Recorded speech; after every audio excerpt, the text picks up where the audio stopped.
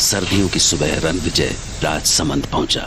Rajsamand station पर पहुंचते ही उसे रंग बिरंगी पगड़ियों में सजे आदमी और सतरंगी लहंगा चोली पहने सुंदर औरतें दिखी। तो उसके सामने राजस्थानी राजा महाराजाओं और उनकी सुंदर रानियों की तस्वीरें खिंच गईं।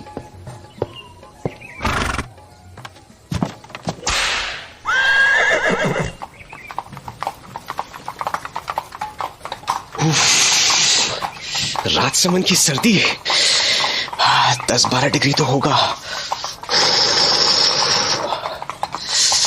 वाह, नदी के पानी से उठती भाप सर्दियों की बात ही कुछ और है।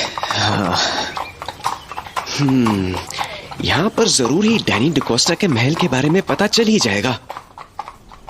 हिंदुस्तान में सबसे ज्यादा अंधविश्वास इसी इलाके में थे।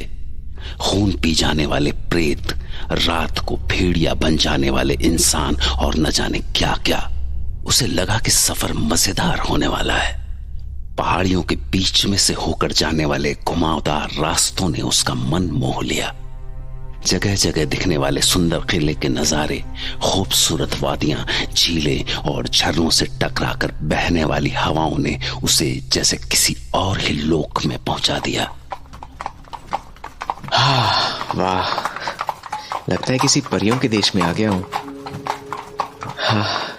इतनी सुंदर जगह के बारे में जाने किन बेवकूफों ने ये अंधविश्वास फैलाए होंगे। रानी की सराय, हाँ ये है। डैनी ने अपनी चिट्ठी में इसी होटल में ठहरने के लिए कहा था। हाँ, वो एक पुरानी इमारत थी, जैसे पुराने वक्त में रजवाड़ों के कोतवाल या मंत्रियों की कोठियां हुआ करती थी। उसके तांगे से उतरते ही एक बूढ़ी औरत निकलकर सामने आई। कम्मा गणेशा। हाय, मैं रणविजय।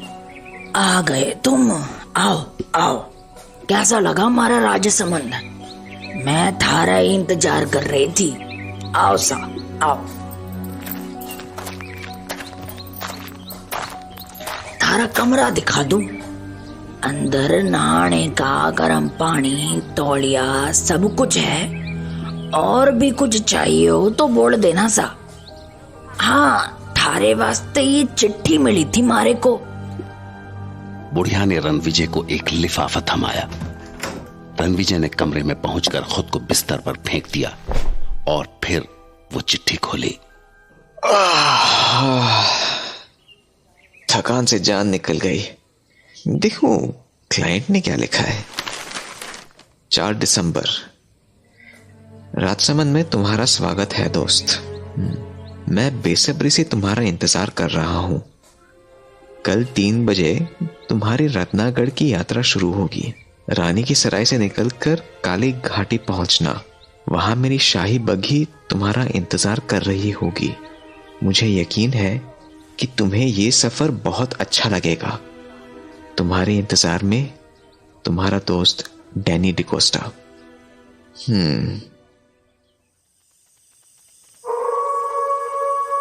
रात रणविजय को बहुत अच्छी नींद आई। सुबह नाश्ता करने के बाद वो आदतन यहाँ की यादों को अपनी डायरी में समेटने लगा और फिर दिन के खाने के बाद वो अपने आगे के सफर के लिए तैयार था।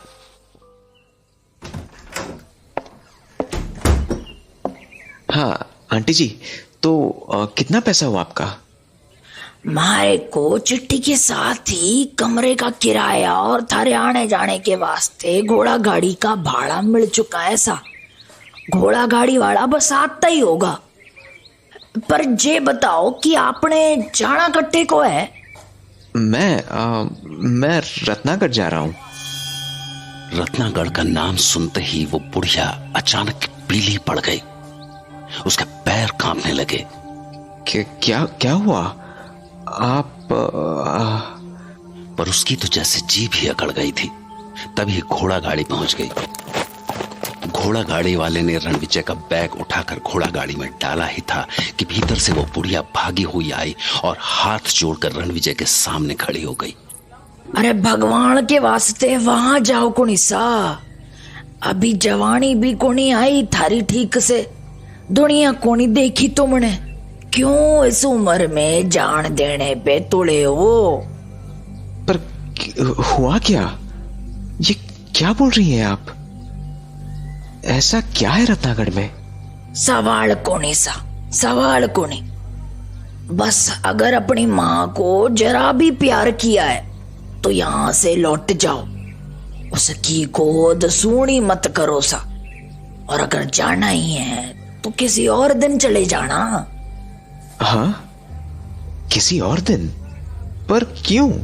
आज के दिन में ऐसा क्या है? दिन नहीं, रात सा, रात। माघ की पूर्णमासी है आज। आज की रात 12 बजे काली घाटी के प्रेत धरती पे उतरे सा। धरती पे उतरे हैं सारे प्रेत। रणविजय ने उसकी बातें समझने की कोशिश की, पर घोड़ा गाड़ी वाला इंतजार कर रहा था, इसलिए वो पलटा और घोड़ा गाड़ी में घुस गया। तभी वो बुढ़िया दौड़ी दौड़ी तांगे के पास आई। सुनो सा, अगर अपनी माँ से प्यार करते हो तो ये तावीज पहन लो, ये भूत प्रेत से थारी रक्षा करेगी। अरे मैं इन सब बातों में विश्वास नहीं करता। मेरी खातिर रख लो सा, मैं थारी माँ समानू, मारा दिल रख ले बेटा। रणविजय बुढ़िया की बात टाल नहीं सका और उसने वो ताबीज पहन ली और उसने बुढ़िया को वो ताबीज अपने गले में डालने दी। गाड़ी वाले ने चाबुक चलाई और घोड़ा गाड़ी दौड़ गई। रणविजय ने पीछे पलट कर देखा तो वो बुढ़िया अभी भी हाथ उठाए उसे रुकने को बोल रही थी। रुक जाओ सा, बड़ मानुसों का घर है वो, उधर जाओ कोनी, जाओ कोनी उधर। रणविजय को बुढ़िया की बातें उलझन में तो डाल रही थी, पर उसे काम भी पूरा करना था। उसके बॉस और डैनी के बीच एक बड़ी लैंड डील होने वाली थी और इसकी सारी जिम्मेदारी रणविजय पर थी, जिसके लिए उसे रत्नागढ़ पहुंचना ही था। फिर उसने बुढ़िया के दिए हुए ताबीज को छुआ। जाने वो बुढ़िया की बातों पर यकीन कर पा रहा था या नहीं, पर हाँ, वो अंदर से डरा हुआ जरूर था। चिट्ठी में लिखा था सर कि आपको काली घाटी छोड़ना है जी। आप वहां उतर के करोगे क्या? हाँ जी, वहां से मेरे क्लाइंट मिस्टर डैनी डिकोस्टा की तरफ से सवारी आएगी। बहुत खतरनाक जगह सर, काली घाटी प्रेतों की घाटी है। प्रेत का नाम सुनकर रणविजय कांप उठा। रणविजय को समझ में नहीं आ रहा था कि तांगे वाले को रत्नागढ़ पहुंचने की ऐसी क्या जल्दी थी। वो इतनी रफ्तार पर भी ऐसे तीखे मोड़ काट रहा था कि रणविजय की जान गले में आ रही थी। अरे अरे भाई, जरा धीमे चला लो, टांगा पलट गए तो दोनों मर जाएंगे। और तांगे वाला तो जैसे बहरा हो गया था।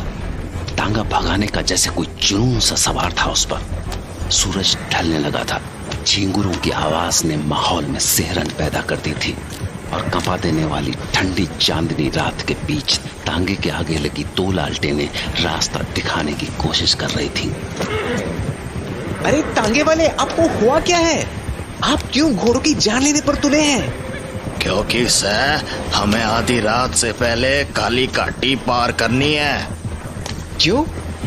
आधी रात के बाद ऐसी क्या आफत आने वाली है काली घाटी में? मौत, मौत का डेरा है काली घाटी।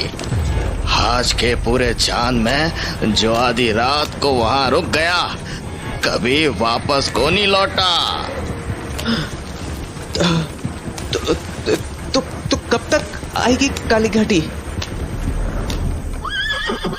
हाँ हाँ, चल चल चल मेरे बच्चे, चल चल। देखा, घोड़ा थम गया, मतलब काली घाटी अब दूर नहीं है। बस कुत्ते यहीं तक रहे।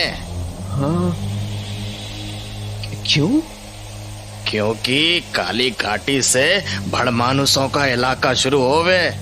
आधी रात को भेड़िए बन जाने वाले प्रेतों का राज।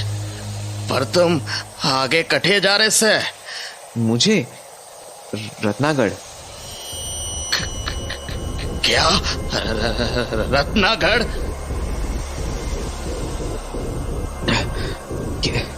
क्या हुआ आपको? ऐसा क्या है रत्नागढ़ में? पर उसकी बात का कोई जवाब नहीं आया।